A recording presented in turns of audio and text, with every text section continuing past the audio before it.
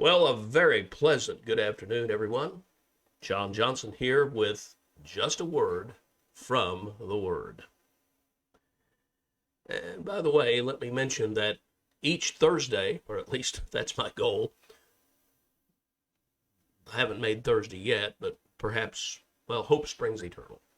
But every Thursday, perhaps even Friday, there's a new feature on the Facebook page, and soon will be installed also on my upcoming, if it's not already there, I haven't checked, YouTube channel, Just a Thought.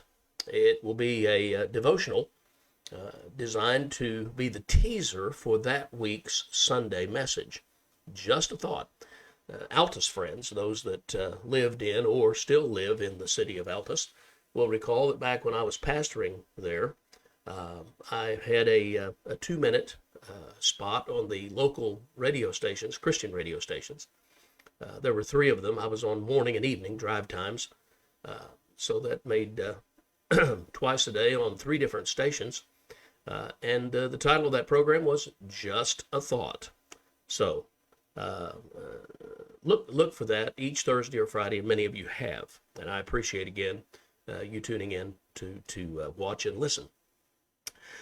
Today, continuing a new series, The Attributes of the Almighty. The Attributes of the Almighty. Today, we're going to talk about the inexpressible name. Perhaps we should begin, before we read the scripture, by defining what I mean, or what we mean, by the word attribute. What is an attribute, anyway? Well, the dictionary definition of attribute would be something like this: a quality or feature regarded as a characteristic or inherent part of someone or something. So when we speak of the attributes of God, we're talking about characteristics, qualities, traits, features that distinguish him, that set him apart, that make him unique, that make him God. A.W. Tozer, in his very fine book, The Knowledge of the Holy. If you've never read that, I would suggest that you procure a copy. They're still in print. The Knowledge of the Holy.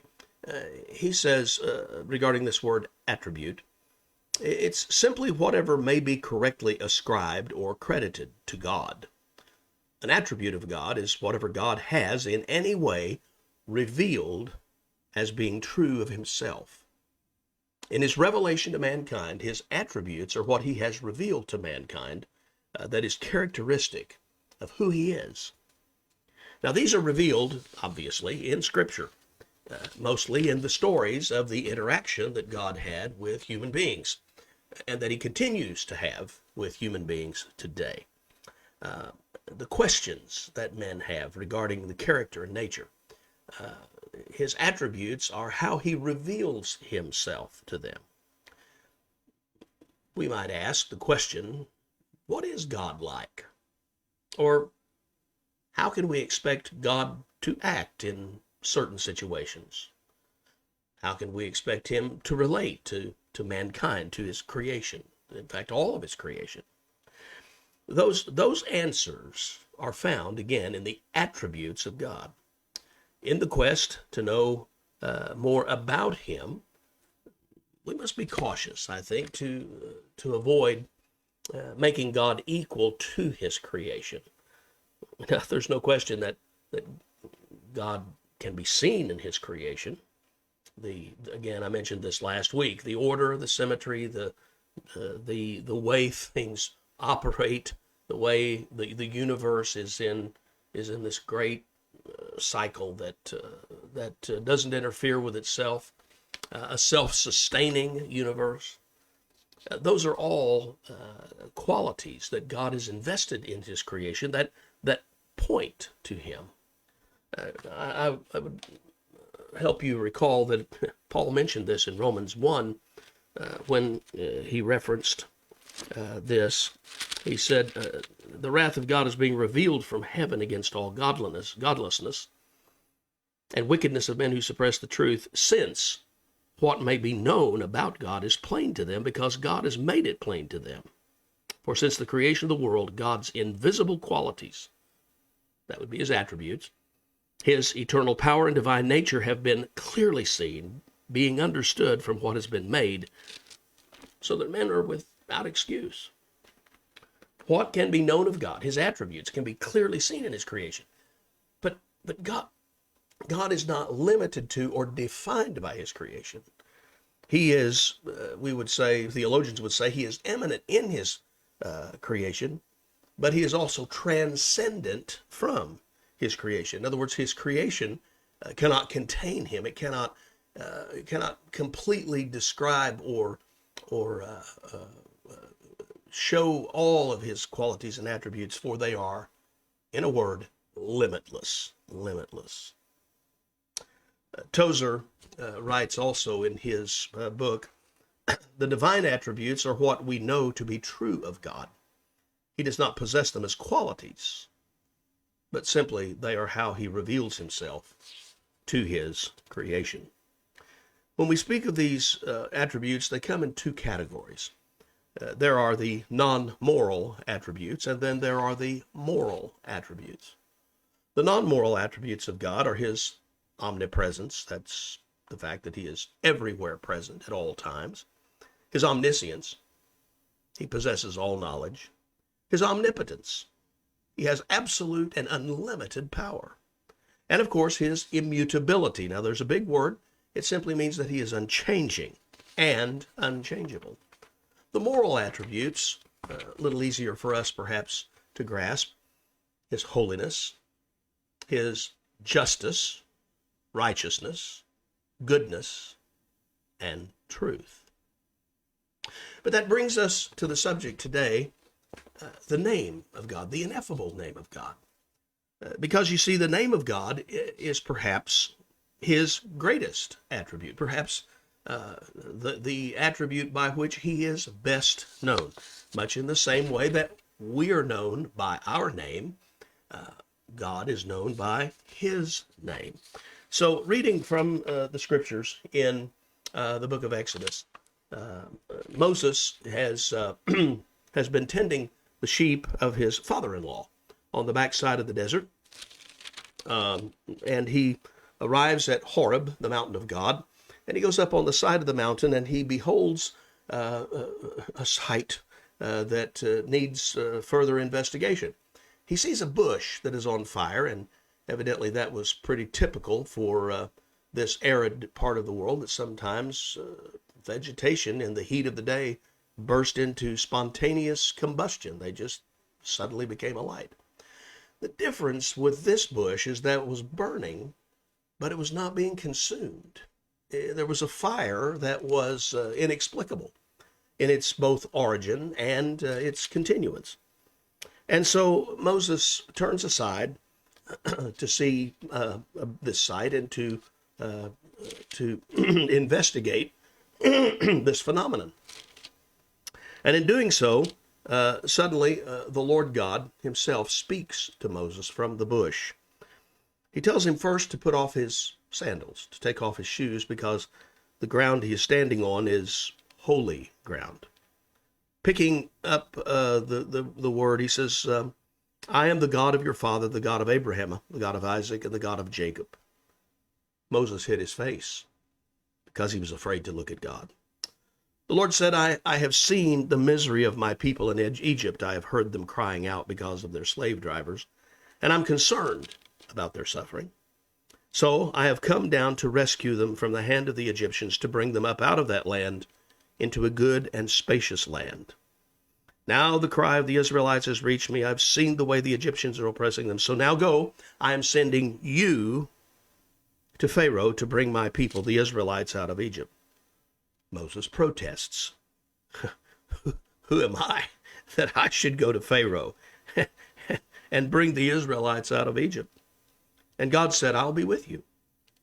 And this will be a sign. And he talks about bringing them to the mountain. But then Moses asks a question of God. He says, suppose I go to the Israelites and say to them, the God of your fathers has sent me to you, and they ask me, what's his name? Then what shall I tell them? God said to Moses, verse 14, chapter 3, Exodus, I am who I am. This is what you are to say to the Israelites. I am has sent me to you.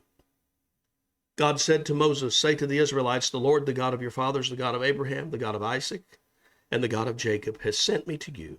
This is my name forever, the name by which I am to be remembered from generation to generation. What's his name? You see, to that point in their history, the Hebrew people had no formal name for God. They simply used the generic name or the typical name for a god. They just simply called him El. Now, there were several names in Genesis that referred to God with this prefix El. For instance, El Elyon, God, the God Most High, or El Roi, the God who sees me, and of course El Shaddai, the God, the Almighty One, and El Olam, the Eternal One. But these were all, if you will, generic names. The people of God had been anticipating, praying for, longing for a deliverer that would bring them out of Egypt, that would take them out from under the oppressive bondage that they were under in slavery in Egypt. It stood to reason to them when the deliverer came that he would have received his commission directly from God. In other words, he would have had a face-to-face, a time of face-to-face encounter with God. And in that encounter, it was their hope, their belief, that God would share his name, his personal name with them. So that no longer would they simply refer to him as El. Can you imagine the humiliation that they faced with the Egyptians? The Egyptians had a pantheon of gods. They had many gods. And they knew the names of each of those gods and their wives and their children and the entire family tree, each one of them. How embarrassing when the Egyptians would ask the Israelites, and what was the name of your God again? Oh, what's his name? Mm-hmm. So the anticipation was that the deliverer would know the name of God. So it was reasonable to expect that would be the case. So Moses receives there at the burning bush, in his face-to-face personal encounter with God, he receives this name, this inexpressible name, this ineffable name.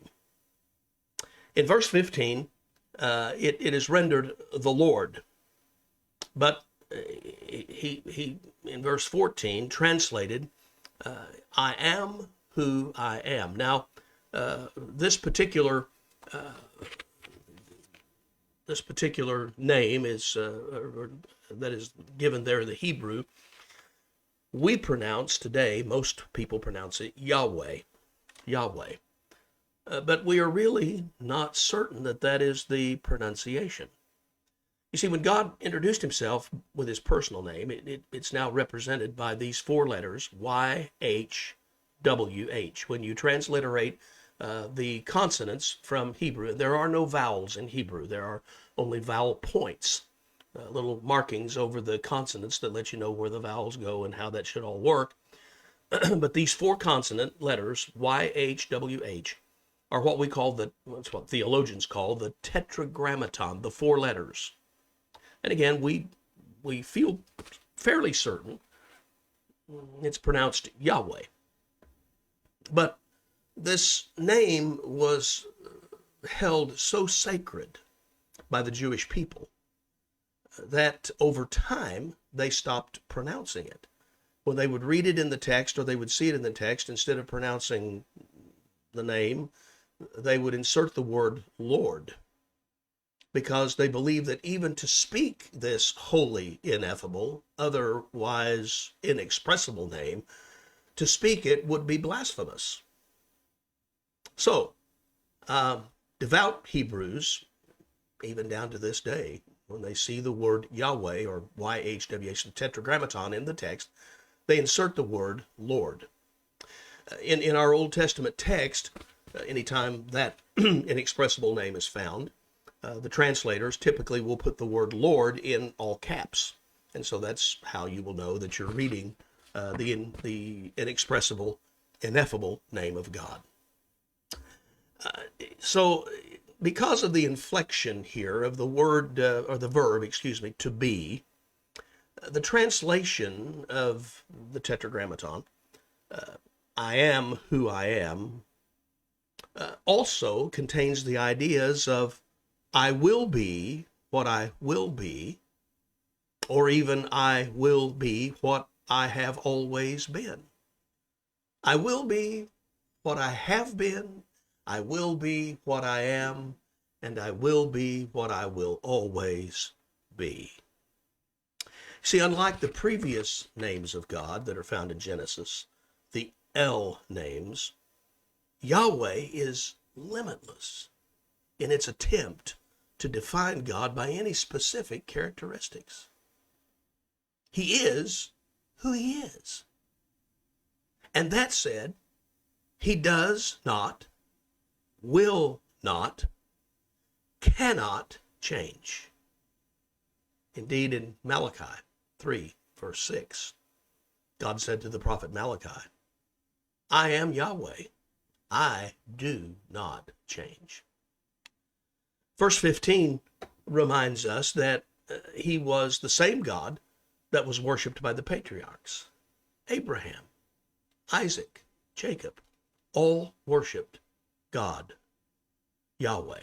Now, in our anglicized world, English-speaking world, we have developed the name Jehovah to express this four-letter name of God. And of course, we use that a great deal in our day-to-day discussions about God Jehovah, to distinguish him again from all the other gods that there are in the world. But perhaps that falls far short of the intention of God, in which he said to Moses, tell the people that I am. I am. I have always been, and I will always be the great I am. You know, this inexpressible name, this ineffable name, and the word ineffable simply means to the so great or so extreme that it cannot possibly be expressed or described in words. So that's why that we say the name of God is an inexpressible name. In the New Testament, Jesus in John chapter 8, verse 58, he's speaking directly to the Jewish leaders, and he makes a play on words. He said, before Abraham was, I am. Well, in his statement, it becomes apparent that he is putting himself in league or in the same context as God, Yahweh, eternal, I am. Before Abraham was, I am. And so the Jewish leaders immediately take him out and attempt to stone him for blasphemy. Fortunately, he escapes and lives to speak another day. And then the writer of Hebrews equates this timeless and changeless God Yahweh with Jesus. In chapter 13, verse 8 of Hebrews, he said, this Jesus is the same yesterday, today, and forever. In Revelation chapter 1, verse 8, John records the conjunction of the I am with the timeless Christ, in which Christ says to John, I am the Alpha and Omega, who is, who was, and who is to come, the Almighty.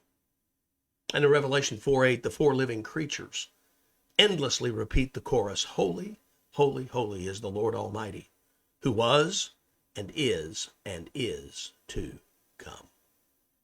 The holy God, the ineffable one, the inexpressible one, has given us a name by which he is known, a name that is limitless, a name that bears all of the characteristics of his eternality, his forever nature.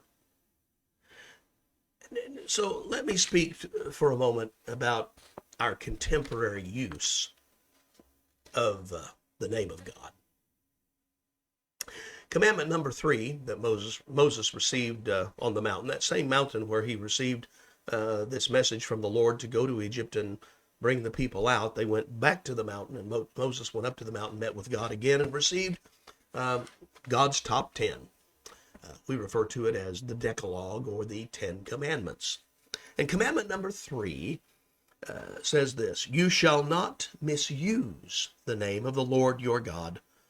For the Lord, that is, and by the way, in each of these cases, the name of the Lord your God, for the Lord, in our English translation, the words Lord there are in all caps, meaning this is the Tetragrammaton. This is the holy, inexpressible, ineffable name of God, Yahweh. You shall not use the name Yahweh casually, because the Lord will not hold guiltless anyone who misuses his name. That's found, by the way, in Exodus chapter 20, verse 7, should you care to look it up. An alternative translation of this might go something like this: you shall not treat the name of Yahweh casually, with emptiness and contempt. You shall not use casually the name of God. So, for that reason, we know that God's name should never be used as a curse or associated with a curse of any kind. Certainly, the name of God should never be used to swear an oath falsely when you have no intent to keep it. In other words, in court, when the witness on the stand raises their right hand, puts their left hand on the Bible, and swear to tell the truth, the whole truth, nothing but the truth, so help me God. They should never do that unless they intend to truly tell the truth. The name of God should never be used or invoked for any selfish or evil purpose. It certainly should never be used as an epithet, that is, as a nickname or a slang invention, or in any casual manner that belittles his authority. And certainly we shouldn't use the name of God to punctuate our prayers. I'll try not to get on a soapbox about that one, but we all know people that when they pray in public, they insert the name of God at the end of every sentence, which is totally not necessary. But let me speak for just a moment to something that has become a phenomenon in our culture and even among Christian people, unfortunately. That is the use of this expression, "Oh my God." Oh my God. Now, most people probably use that on a regular basis and don't think anything about it. My question is, does that violate the third commandment? Again, they're not uttering the name Yahweh, but they are using the name of God, the name that we associate with our God, in a casual or belittling manner. So why exactly is all of this important, you might ask? Well, first of all, we need to understand that the commandments of God were intended to create a separation. That the people of God who were following the commandments of God, who were listening to God through the commandments, that this would the fellowship, if you will, of God's instructions would set the people of God apart from the rest of the culture. That we would indeed be different. The ineffable name, therefore, the ineffable name of God, the honorable name of God, should be treated with honor, reverence, deep respect. God is holy, and as such, he should be held in the highest regard, never treated casually. There's a chorus out there we used to sing years ago, "I am a friend of God," and it's true that God has, in a sense, adopted us into his family as his children, and there were men in the Old Testament, Abraham and Moses, that were called friends of God. But At times, perhaps we treat God too casually. And maybe that's when we need to go back and understand how incredibly holy and other and righteous is our God, set apart from his creation, so immense, so incredibly great, that although his creation is an expression of him, it cannot contain him. I talked last week about, asked the question, is your God too small? Perhaps if we really understood and took in his enormity and his immensity, then we would all stand in awe of him. His name, his identity should be something we hold in absolute awe. He is not in any sense our equal, nor are we his. Someone stated, and I've heard this on many occasions in many different sermons, so it would be difficult to isolate who said it first. We preachers borrow liberally from each other, you understand. But it has been well said that God created man in his image. And ever since then, man keeps trying to return the favor. We keep trying to bring God down to our level. Instead, my friends, let us worship him in spirit and in truth. And let us behold him in all of his inexpressible, ineffable qualities, all of which are wrapped up in his name, Yahweh. I am who I am. I am who I was. I am who I am, and I am who I will be. Yesterday, today, yes, and forever. John Johnson here on Sunday afternoon on the 20th day of January. Can you believe we're 3 weeks in already? And that's just a word from the Word.